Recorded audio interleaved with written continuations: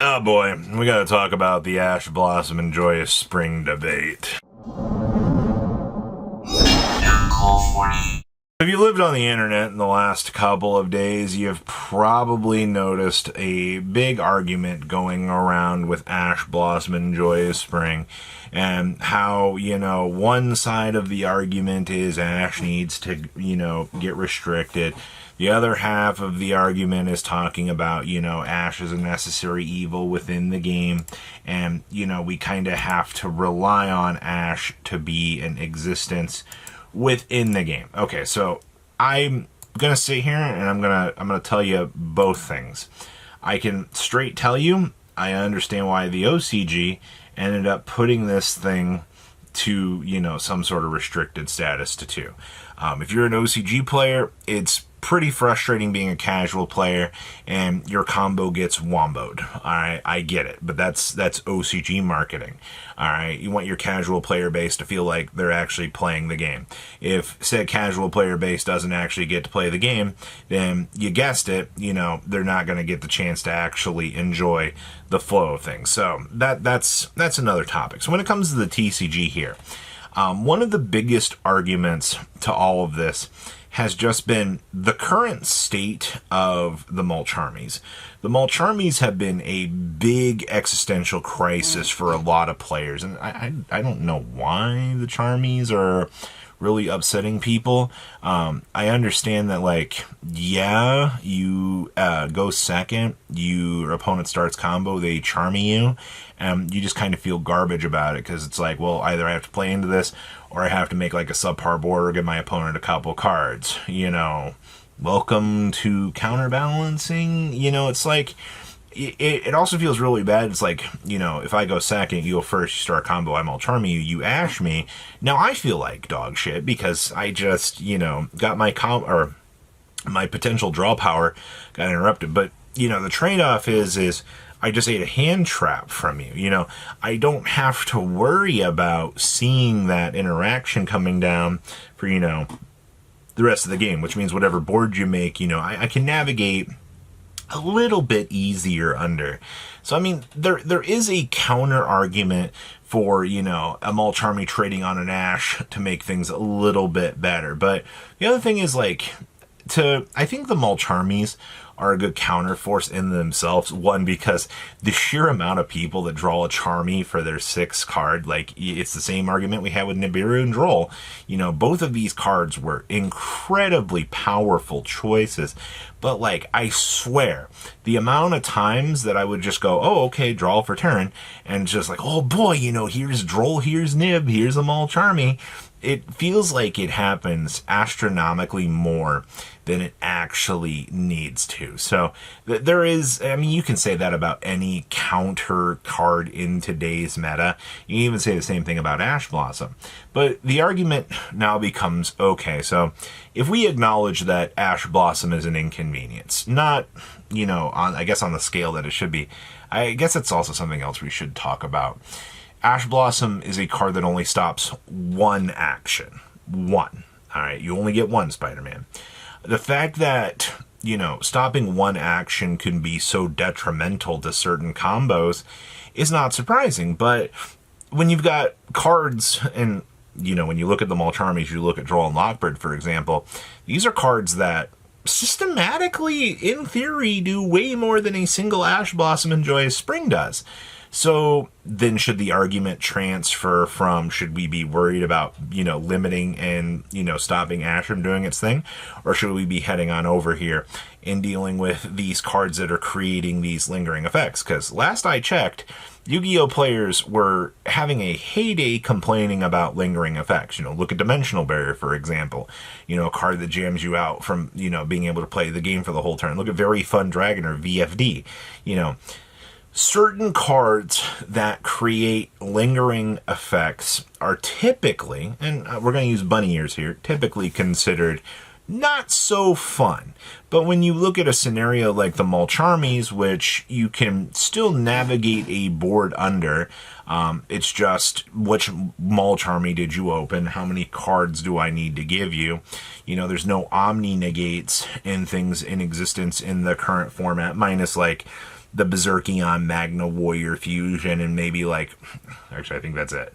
Magna Warriors I think are the only one that have, like a good steady piece. But it's like, can I set up in a way that I can play the game on your turn? Look at what Draco Tail does, having a 5-mana diffuse during the opponent's turn.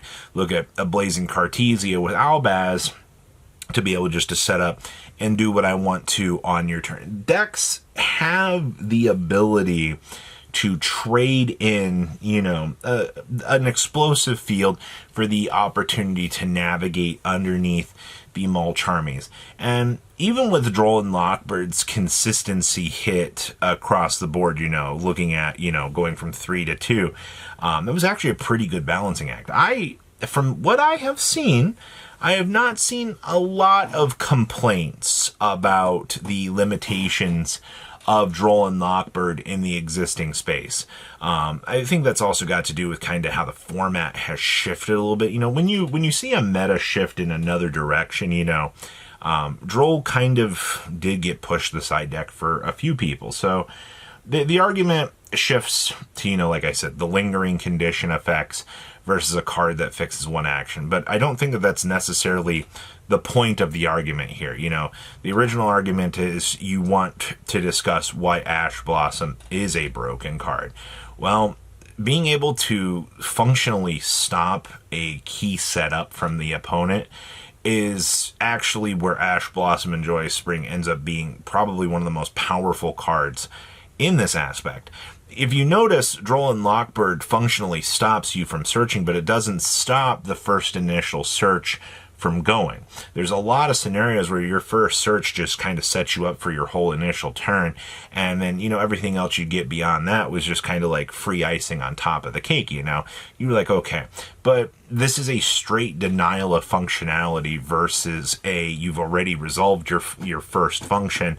Now you can actually do your thing. It's like, here, take your piece, and then it's like, okay, well, take your piece and, have some inconveniences on top of it.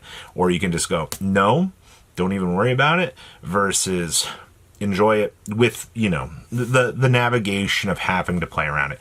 And I think that's where the argument and everything kind of comes together.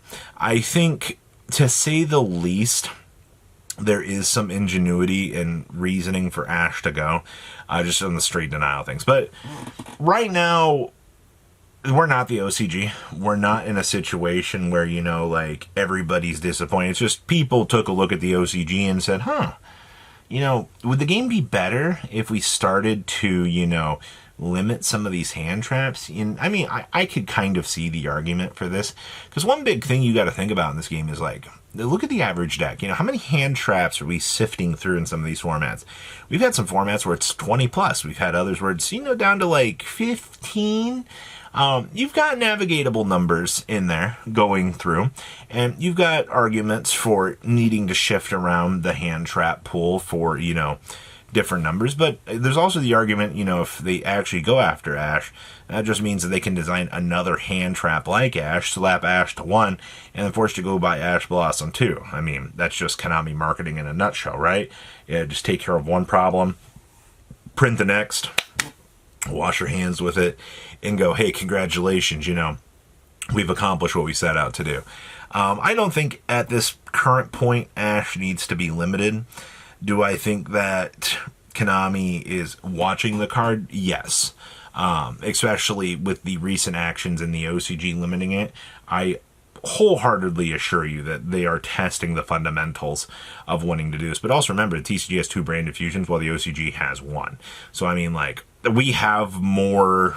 The TCG loves branded, I feel like, a little bit more than sometimes that the OCG does.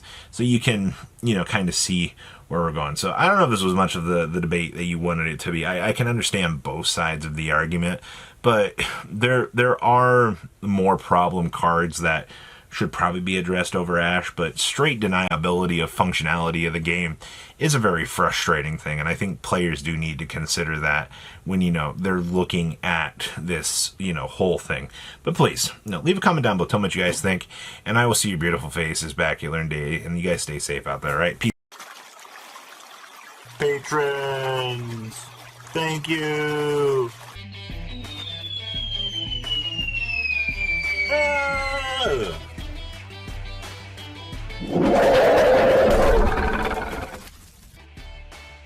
Thank you so much for watching. Check out these other videos.